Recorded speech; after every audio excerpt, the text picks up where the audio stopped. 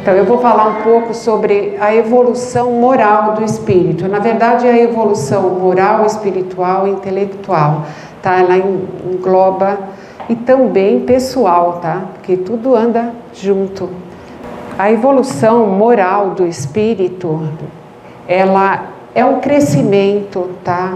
É, na verdade, um processo contínuo de crescimento, de aprimoramento moral, espiritual e intelectual, né? Nós todos fomos criados simples e ignorantes, mas com um objetivo, o objetivo de, através das reencarnações, e muitas reencarnações, não é uma só, tá?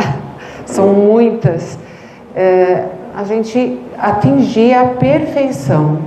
Então, até atingir a perfeição, gente, é muita evolução, envolve muita evolução, tá? Eu acho que vocês já escutaram a expressão que eu vou falar agora, né? A nossa vida, a vida do ser humano é um sopro. Já escutaram, né? E ela é mesmo, né? O nosso próximo instante, ele é totalmente incerto. Você pode ter a juventude, a saúde, né? Mas eles não vão garantir o teu próximo instante. É lógico que vai ajudar muito, vai ajudar a tua qualidade de vida, a viver melhor, mas o próximo instante, dia, mês, ano, décadas, não vai ajudar. Mas acredito também, né, que olha, todos nós recebemos uma cota diária de 24 horas. E é lógico, no primeiro dia e no último dia de vida, não. Então, se você tem, a nossa vida é um sopro, tá? Você recebe 24 horas diárias e a formação do teu espírito, a formação moral do teu espírito, ela vai levar incontáveis séculos. Né, gente? Incontáveis séculos. Imagina quantas reencarnações você vai ter que passar, né? Então, vamos ter que aproveitar o máximo, porque a cada vez que a gente vem, tem essa oportunidade de estar aqui, é para melhorar, é para nos melhorarmos, tá certo? Então, cada instante correr contra o tempo, mesmo demorando séculos, né? Então, olha, há pouco tempo atrás, há 2000 anos, na antiguidade, homens, mulheres e crianças eram comercializados no mercado. Então, escravos eram adquiridos, né? E para que eles não fugissem, eles eram cegados, tá? Com brasa ardente, ou eram acorrentados ou amarrados, para que não fugissem, gente. Graças a Deus que muitas transformações aconteceram, muita evolução aconteceu. E isso foi ontem, há 2000 anos atrás. Dá para perceber como foi, é rápido, como passa rápido, né? Então, olha, se hoje nós vamos aos estádios para assistir um espetáculo de música, uma apresentação esportiva, um jogo de futebol, na antiguidade, populações se deslocavam às arenas para assistir homens, mulheres e crianças serem devoradas por feras. E essa população também aplaudia freneticamente. Ou então, a luta entre os gladiadores. Eles também aplaudiam freneticamente até que um morresse. Agora, será que nós não estávamos lá aplaudindo freneticamente? Sei, né? Pode ser que nós estivemos lá sendo devorados pelas feras ou lutando até a morte, né? Olha, nós temos o livre-arbítrio, tá? De escolher o caminho que a gente quiser para a nossa evolução. Agora, nesse instante, tem gente, olha, cantando, alegrando crianças com câncer em hospitais. Agora, nesse momento, tem gente fazendo comida, marmitas, para entregar para moradores, pessoal de situação de rua, né? Mas agora, nesse instante, também tem gente invadindo casas, matando, roubando, né? Infelizmente, mas tem. E também agora, nesse instante, tem gente que não faz o mal, não tem aquela predisposição para fazer o mal, mas também não consegue praticar o bem. Mas assim, é porque não consegue, não tem vontade, isso não lhe faz bem, entendeu? Então, na verdade, esses estão perdendo a oportunidade, assim como aqueles que estão invadindo uma casa, né?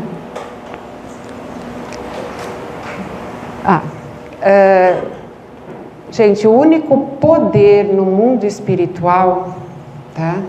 Existe um poder no mundo espiritual. Então, quem não leu, vamos ver se vocês sabem qual é esse poder no mundo espiritual. Existe uma hierarquia, vamos supor, no mundo espiritual. Qual seria essa hierarquia? Quando você desencarna, você sai daqui, é só o espírito com a tua consciência, e aí? Não tem corpinho, não tem nenhum bem material. Qual seria esse? Será que alguém saberia me falar? Essa superioridade que existe no mundo espiritual.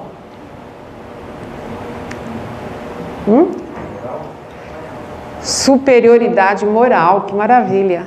Superioridade moral é só o que a gente leva. E a partir da superioridade moral é que vem todas as outras.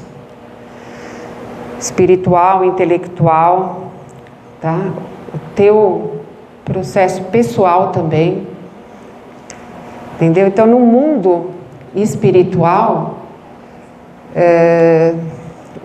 as únicas leis que regem o mundo espiritual são as que são baseadas principalmente no amor, tá? Na harmonia, no equilíbrio e principalmente também na justiça divina, tá? Nós todos somos seres imortais, né? Que ora estamos aqui no mundo físico, ora estamos no mundo espiritual. Então é esse ciclo, tá, gente? Não acabou, nós vamos continuar. E quando a gente está no mundo espiritual, a evolução também continua e aqui se concretiza, tá? Eu coloquei essa foto. Olha, Jesus de mãos dadas a uma criança, né? E na verdade é a pureza, né? Simboliza a pureza que nós temos no coração e na verdade ele também está sempre de mãos dadas com todos nós. É só confiar.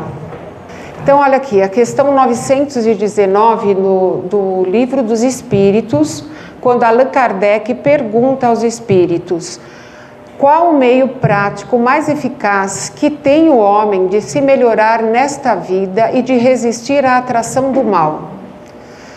Resposta dos espíritos: um sábio da antiguidade já disse, é preciso conhecer-se a si mesmo. Então essa frase ela foi atribuída a um filósofo grego chamado Sócrates, que viveu 470 anos antes de Cristo. Tá? Então ele acreditava que é fundamental o autoconhecimento para você ter uma evolução. E principalmente uma evolução individual. É assim que você começa. Tá?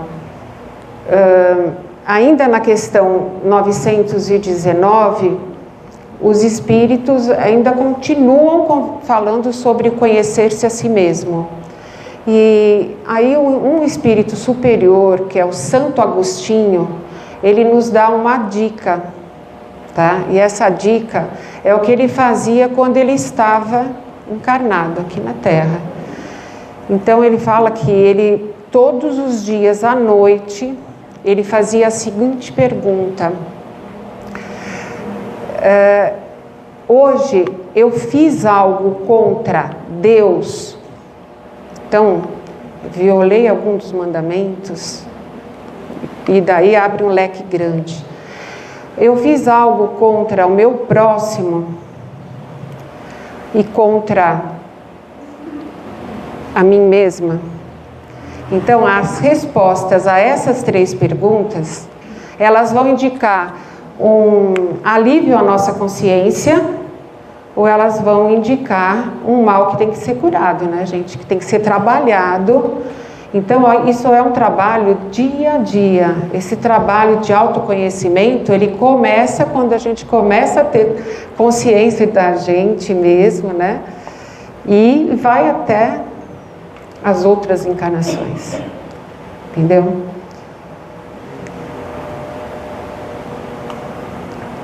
Aí na questão 96, Allan Kardec pergunta: os espíritos são todos iguais ou existe entre eles alguma hierarquia?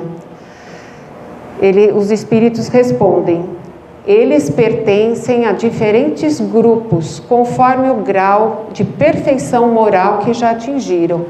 Então é aquela perfeição, aquela superioridade moral que eu falei para vocês agora há pouco, né? E então, nessa superioridade moral, os espíritos estão englobados em 3 grandes grupos, tá? Então, existem os espíritos puros, os bons espíritos e os espíritos imperfeitos. Então, essa é uma caminhada muito longa, né? Dos espíritos imperfeitos, nós nascemos simples e ignorantes, imperfeitos, e vamos até a perfeição, que são os espíritos puros, né? Então, vou falar um pouquinho sobre os espíritos puros, os espíritos de primeira ordem. Eles já atingiram uma perfeição absoluta. Sabe o que é perfeição absoluta? Que não precisa melhorar em nada. A gente só consegue enxergar Jesus, né? Então, é perfeição moral, espiritual, intelectual. Acabou, absoluta, gente, não tem mais. Eles não precisam reencarnar, tá? E quando eles reencarnam, é como uma missão de amor. E eles não sofrem mais influência da matéria. Então, os espíritos puros, quando eles reencarnam, é sempre como uma missão de amor. Uma missão para ajudar a humanidade no progresso moral e espiritual. Então, aqui eu coloquei Jesus pregando as suas parábolas. Jesus nos deixou, tá?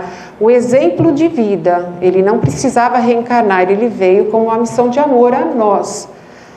E ele deixou o exemplo de vida e também 40 parábolas.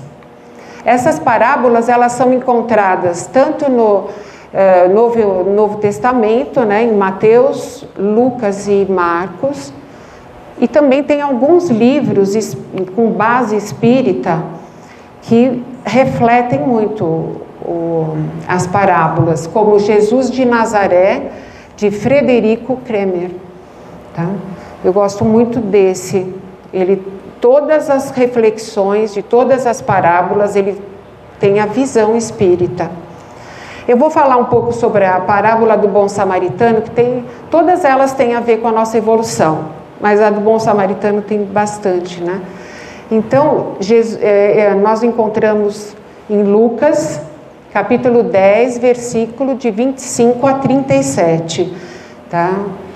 A parábola do bom samaritano. E Jesus conta essa parábola como uma resposta de uma pergunta que fizeram a ele. Então, um homem que o seguia, né, que ele sempre tinha muita gente o seguindo, um homem chegou para ele e falou: Jesus, quem é o meu próximo? Tá? Aí Jesus conta que certo dia um homem que ia de Jerusalém a Jericó foi atacado por ladrões, né? E esses ladrões, além de tirarem tudo que esse homem tinha, que era pouco, e tiraram tudo, eles o machucaram muito e deixaram ele na beira da estrada. E aí muitas pessoas passaram por ele, tá? E nada fizeram, inclusive um sacerdote e um levita. Ainda atravessaram a pista da outra pista da estrada para não passar perto e nada fizeram. Aí o samaritano, que naquela época, né, os samaritanos eram menosprezados pelos judeus. Não se sabe se esse homem era judeu, acredita-se que sim. Então, esse samaritano, ele foi até o homem, limpou todas as feridas, pegou este homem, levou até uma hospedaria, pagou a hospedagem dele até que ele ficasse bom, tá? E pudesse seguir a sua viagem. Então, qual será a resposta de Jesus ao homem que lhe perguntou: quem é o meu próximo? A resposta dele foi essa. Aí, cada um de nós tem que refletir e achar a resposta. O que vocês acham que é? Qual é o meu próximo? É aquele que precisa, né? Qualquer um que estiver precisando é o nosso próximo, que a gente precisa ajudar. E assim, a importância de ajudar o próximo sem preconceito e sem julgamentos. É isso que interessa para Jesus, nada mais, né? E aí mais uma questão, olha, questão 98, os espíritos do segundo grupo. Agora nós vamos para o segundo grupo, os bons espíritos. Então, os espíritos do segundo grupo têm apenas o desejo de fazer o bem? Podem praticá-lo segundo o grau de perfeição a que cada um chegou. Uns possuem o conhecimento, outros a sabedoria e a bondade, mas todos ainda têm provas a suportar. Então, os espíritos bons, eles têm uma benevolência extrema, tá? Extrema e uma positividade extrema também. Eles ainda não atingiram a perfeição absoluta, mas nós vamos ver cada um deles, né? Eu vou ser bem rápida, tá? Mas os espíritos superiores, eles estão muito próximos dos espíritos puros. A transição deles é quase imperceptível, principalmente para nós, né, seres humanos. A gente não consegue perceber qual é a diferença, o que falta para eles atingirem a perfeição absoluta. E quando eles reencarnam, principalmente os superiores, quando eles reencarnam é para ajudar os seres humanos em suas aflições terrenas.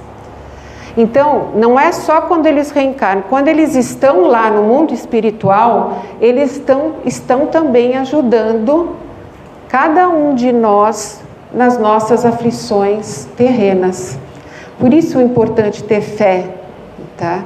E pedir também, pede e tenha fé, porque eles estão lá para nos ajudar, né? Então, os espíritos superiores, eles estão lá, quase espíritos puros. Os espíritos da sabedoria são aqueles que atingiram maior grau, então mais alto grau de perfeição moral, tá?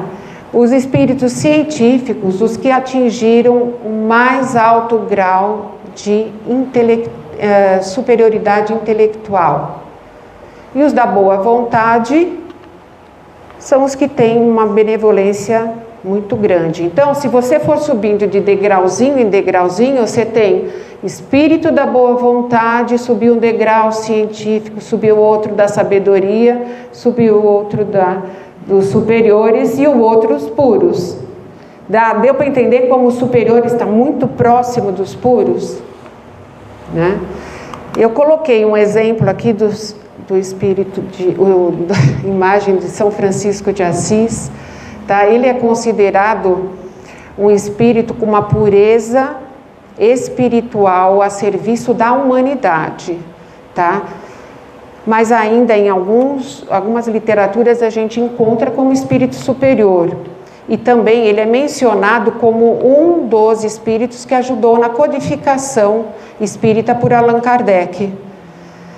Tanto é que lá no Livro dos Espíritos tem muitos trechos editados que foram ditos por ele, passados por São Francisco.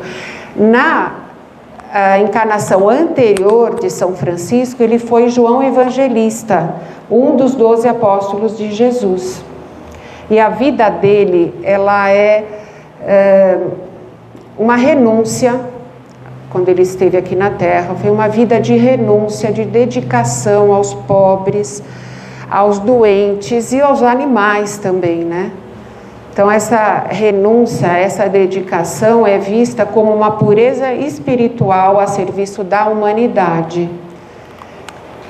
Aqui eu coloquei outros exemplos. Olha, gente, existem inúmeros espíritos considerados bons espíritos, quase que já não dá para a gente saber quais deles, superiores, né? Espíritos superiores.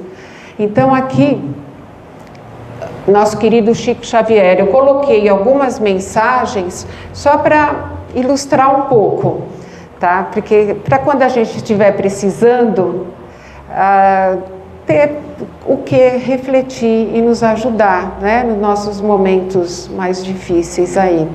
Nosso querido Chico Xavier, numa das reflexões, ele coloca, se pudéssemos ter consciência de quanto a nossa vida é passageira, talvez pensássemos 2 vezes antes de jogar fora as oportunidades que temos de ser e de fazer os outros felizes. Tá? Madre Teresa de Calcutá, eu gosto muito dessa, ela é curtinha, mas olha, vamos amar muito, amar até doer, imagina amar até doer, tá? Uma outra frase, quem na estrada da vida acendeu pelo menos uma luz na hora escura de alguém, não viveu em vão. Uma vez, olha, a gente não precisa de muito, é um sorriso, um olhar, um bom dia, né? Allan Kardec, essa é muito conhecida, fora da caridade não há salvação. E a nossa querida irmã Dulce, Santa Dulce dos Pobres, o amor supera todos os obstáculos, todos os sacrifícios. Por mais que fizermos, tudo é pouco diante do que Deus faz por nós. Tá? Então agora chegamos nos espíritos de terceira ordem, tá? Os imperfeitos. Acho que nós estamos aqui encaixados nesse, né? Então, existem espíritos que permanecerão sempre nos grupos inferiores? Não. A resposta dos espíritos, não. Todos se tornarão perfeitos. Isso é um alívio para a gente, né? Todos se tornarão perfeitos um dia. Isso é muito bom ouvir, né? Então, vai depender do nosso esforço, né? Nosso dia a dia, o nosso autoconhecimento. E eles estão classificados em subgrupos. Só que aqui tem 5 subgrupos, tem um pouquinho a mais, né? Os espíritos imperfeitos, eles têm a predominância da matéria sobre o espírito, é muito grande ainda, tá? E tem uma tendência ao mal, ao orgulho, às más paixões, tá? Ao egoísmo, inveja, e aí vai, né? Muita coisa para melhorar, muita. E nesses subgrupos, a gente tem os espíritos batedores e perturbadores. Esses são aqueles que querem mesmo perturbar, né? Eles se utilizam de efeitos físicos para fazerem ruídos, né? Batidas, passos, arranhões, né? Batidas assim, é para assustar, né? Os espíritos neutros são aqueles que eles não são suficientemente bons para fazer o bem e nem suficientemente maus para fazer o mal. Então, é aquele exemplo que eu dei das pessoas que não têm capacidade de fazer o bem, mas também não têm capacidade de fazer o mal. Então, aqui, só para ver como é que é, né? E vão ficar na mesmo estágio. Mas esses neutros, eles não são orgulhosos como os pseudo-sábios. Os pseudo-sábios são muito orgulhosos. Eles têm, assim, como se eles entendessem muito de qualquer assunto. O orgulho fala muito alto. Mas, na verdade, tem muito que melhorar. Muitos conhecimentos para adquirir. Depois os levianos são aqueles inconsequentes, brincalhões, né, que não levam muito a sério a vida, nem desse lado nem do outro. Numa revista espírita de fevereiro de 1858, Allan Kardec chama esses espíritos de duendes travessos. Então é mesmo assim, inconsequentes. E os impuros, olha, o primeiro estágio, 10º, daí vão subir 10 degraus até os puros. Então esses são os impuros, são os espíritos, que às vezes a gente vê assim, nossa, como aquela pessoa é capaz de fazer tamanha crueldade. Então acabou de sair, de ser criado, simples e ignorante.